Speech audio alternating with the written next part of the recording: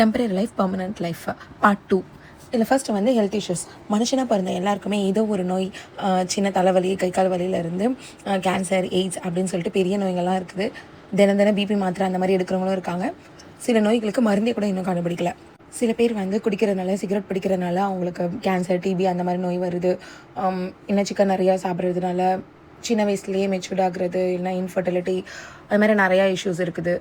Sugar, BP அப்படி சொல்லிட்டு daily tablet போடுறவங்களாம் கூட இருக்காங்க.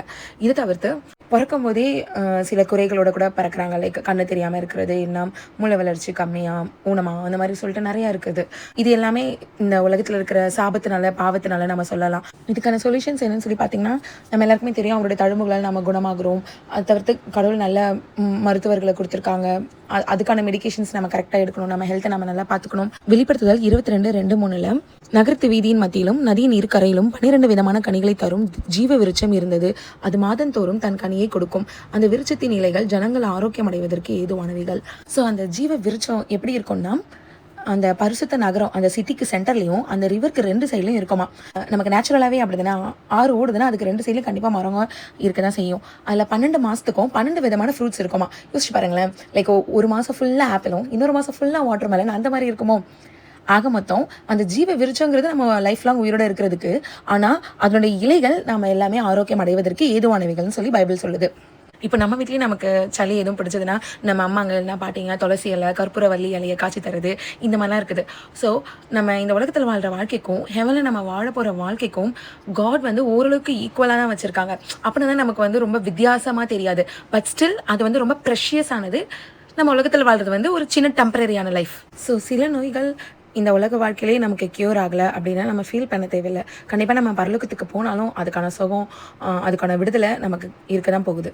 நெக்ஸ்ட்டு வந்து சாரோஸ், அதாவது மனக்கவலை, கஷ்டம். ஸோ இந்த டாப்பிக்கில் நான் என்ன சொல்லணும்னு எல்லாருக்குமே தெரியும்.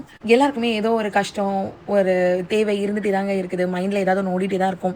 நம்ம சின்ன வயசில் நல்லா படிக்கணும்னு நினச்சிருப்போம். அப்படியே வளர்ந்தா அடுத்து நல்ல வேலை கிடைக்கணும்னு நினச்சிருப்போம். அப்படியே இருந்தால் நல்ல மேரேஜ் ஆகணும்னு நினச்சிருப்போம். அதுக்கப்புறம் நல்ல குழந்தை வரணும்னு நினச்சிருப்போம். அதுக்கப்புறம் அந்த குழந்தைய மறுபடியும் நம்ம முதல்ல நல்லா படிக்க வைக்கணும். ஸோ இந்த லைஃப் சைக்கிள் எல்லாருக்குமே போயிட்டே தாங்க இருக்கும். பட் பைபிளில் என்ன சொல்லியிருக்கேன்னா, வெளிப்படுத்துதல் 7:14 இவர்கள் மிகுந்த உபத்திரவத்திலிருந்து வந்தவர்கள். அதுக்கப்புறம் 7:17 தேவன் தாமே இவர்களுடைய கண்ணீர் யாவையும் துடைப்பார் என்றான்.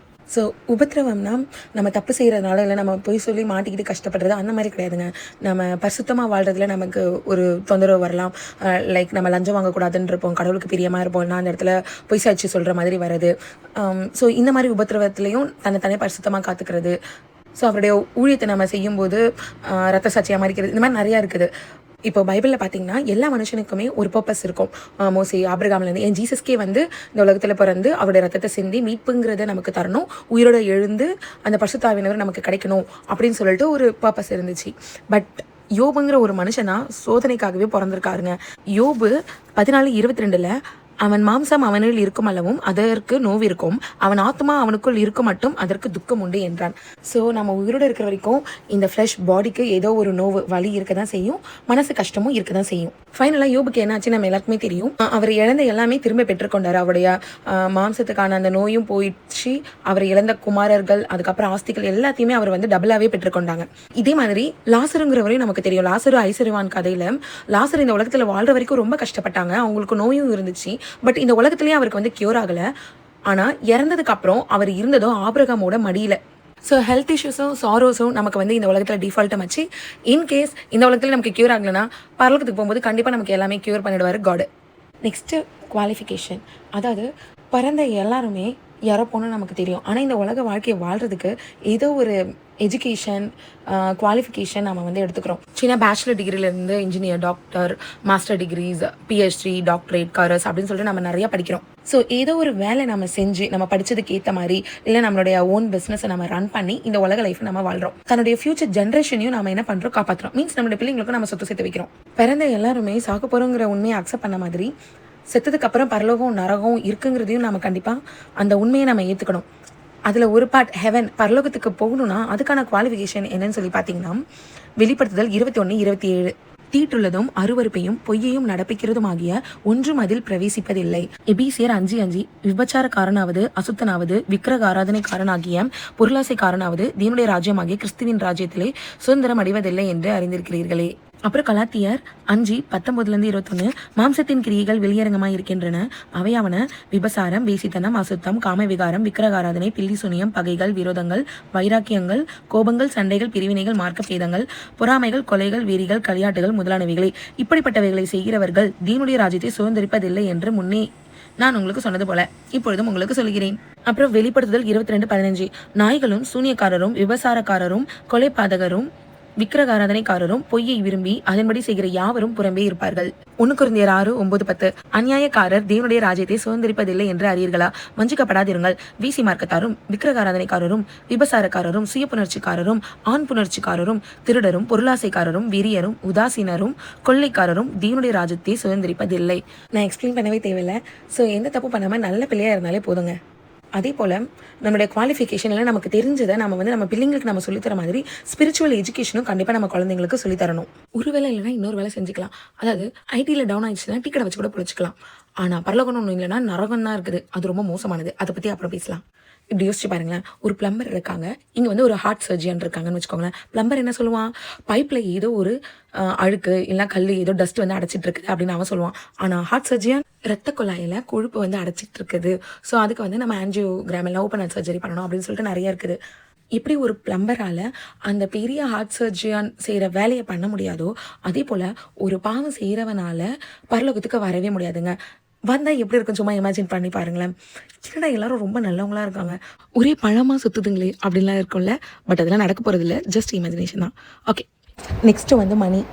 இந்த பூமியில் காசு பேஸ் பண்ணி lower class, middle class, upper, higher class அப்படிலாம் சொல்லிட்டு இருக்காங்க. மணியை சேவ் பண்ணுறாங்க, இன்வெஸ்ட் பண்ணுறாங்க, ஏர்ன் பண்ணுறாங்க, என்னெல்லாமோ பண்ணுறாங்க. பட் பரலோகத்தில் எப்படி இருக்கும் அப்படின்னு சொல்லி பார்த்தீங்கன்னா மத்தேயு 6:19-20 பூமியிலே உங்களுக்கு பொக்கிஷங்களை சேர்த்து வைக்க வேண்டாம். இங்கே பூச்சியும் துருவும் அவைகளுக்கு கெடுக்கும். இங்கே திருடரும் கண்ணமிட்டு திருடுவார்கள். பரலோகத்திலே உங்களுக்கு பொக்கிஷங்களை சேர்த்து வையுங்கள். அங்கே பூச்சியாவது துருவாவது கெடுக்கிறதும் இல்லை. அங்கே திருடர் கண்ணமிட்டு திருடுகிறதும் இல்லை.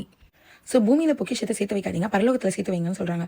விச் மீன்ஸ் நம்ம காசுலாம் சேர்த்து வைக்கக்கூடாது அப்படிங்கிற அர்த்தமா? அப்படி கிடையாது. அதாவது மேலானவைகளை நம்ம தேடணும். கர்த்தருடைய பார்வையில் எது பெருசோ அதை நாடணும். ஆவிக்குரிய வரங்களில் தேடணும். இன்னொரு வசனத்தில் நீதிமொழிகள் 19:17 ஏழைக்கு இறங்குகிறவன் கர்த்தருக்கு கடன் கொடுக்கிறான், அவன் கொடுத்ததை அவர் திரும்ப கொடுப்பார். ஸோ நம்ம எந்த அளவுக்கு மற்றவங்களுக்கு ஏழைங்களுக்கு நம்ம கொடுக்குறோமோ அந்த அளவுக்கு நம்ம பரலோக அக்கௌண்ட்டில் நமக்கான பொக்கிஷன் ஆட் ஆகிட்டே இருக்குங்க. ஸோ பூமியிலே நம்ம ஸ்விஸ் பேங்க்கில் கூட அக்கௌண்ட் வச்சுருக்கலாம். பட் பரலோகத்தில் நம்மளோட அக்கௌண்ட் கண்டிப்பாக ஓப்பனாக இருக்கணுங்க. அண்ட் அதில் அமௌண்ட்டும் இன்க்ரீஸ் ஆகணும். ஜஸ்ட் ஒரு சின்ன எக்ஸாம்பிள் சொல்கிறேன். ஒரு சர்ச் மெம்பர் வந்து ஒரு நியூ கார் வாங்கினாங்களாம். அதனால தன்னுடைய ஓல்டு காரை வந்து பாஸ்டருக்கு கொடுத்தாங்களாம். பாஸ்டர் என்ன பண்ணாராம், நமக்கு தான் கார் வந்துச்சுல அப்படின்னு சொல்லிட்டு பைக்கை கொண்டு போயிட்டு ஒரு சின்ன ஏழை பையனுக்கு கொடுத்தாங்களாம். 2 பேருமே இப்போ சேர்த்து பரலோகத்துக்கு போயிட்டாங்களாம். அப்போது அந்த சர்ச் மெம்பருக்கு காட் வந்து கார் கொடுத்தாங்களாம். ஸோ காரில் அவங்க வராங்களாம். ஆப்போசிட்டில் பார்த்தீங்கன்னா பாஸ்டர் பைக்கில் வராங்களாம். என்ன பாஸ்டர் பைக்கில் வரீங்க அப்படின்னு சொல்லி கேட்கும்போது, ஆமாப்பா நான் பூமியில் வாழும்போது இந்த பைக்கை தானே தானமாக கொடுத்தேன், அதுதான் எனக்கே திருப்பி கடவுள் கொடுத்துருக்காரு அப்படின்னு சொன்னாங்களாம்.